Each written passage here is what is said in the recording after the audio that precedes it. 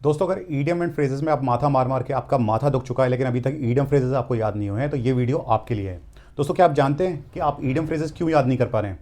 Actual में आप जो भी नए वर्ड्स देखते हैं एक अलग लैंग्वेज, क्योंकि इंग्लिश हमारी प्राइमरी लैंग्वेज नहीं है, आप अलग कोई भाषा बोलते होंगे। तो दोस्तों, जैसे ही हम नए वर्ड्स देखते हैं अलग लैंग्वेज में तो हम उसको कनेक्ट नहीं कर पाते हैं। तो एक्चुअल में आपके ब्रेन में डॉट्स कनेक्ट करने के लिए आपके पास कुछ ना कुछ लॉजिक होना चाहिए।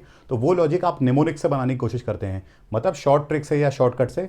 लेकिन वो शॉर्ट ट्रिक अपने आप में याद करना एक भारी चीज़ होती है। तो इसीलिए मैं आपको ईडियम फ्रेजेस याद करने का तरीका कुछ इस तरह से बताऊंगा जिससे सारे डॉट्स आपके कनेक्ट हो जाएंगे और आप अच्छे से याद कर पाएंगे ईडियम फ्रेजेस को लंबे समय तक के लिए। पहला हमारा ईडियम है एडम्स एल। एडम्स एल का क्या मतलब होता है? वाटर या पानी। तो दोस्तों, अगर इसको आपको याद करना होगा तो इसके लिए आपके पास एक शॉर्ट ट्रिक ये होनी चाहिए कि इसका ओरिजिन क्या है। जैसे मान लीजिए आप लोगों ने ये पढ़ा होगा कि आदम हव्वा, मनु शत्रुपा, एडम ईव, यही पहले इंसान थे जिन्होंने दुनिया बसाई।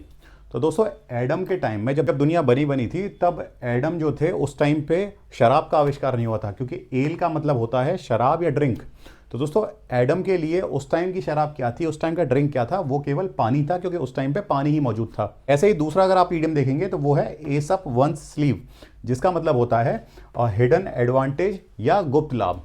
तो दोस्तों, इसको अगर आपको याद करना है, इसके पीछे का ओरिजिन ये है कि जो भी डिसऑनेस्ट या फिर बेईमान कार्ड खेलने वाले होते थे, ताश खेलने वाले, पत्ते खेलने वाले होते थे, तो वो क्या करते थे, अपनी जो स्लीव्स है उसके अंदर एक कोई हाई वैल्यू जैसे कि कोई तुरुफ का इक्का वगैरह छुपा लेते थे, जिससे कि उनको आसानी रहे। मान लीजिए कभी मौका पड़े तो मौके में से वो स्लीव में से निकाल के उसको यूज़ कर लें और जीत जाएं।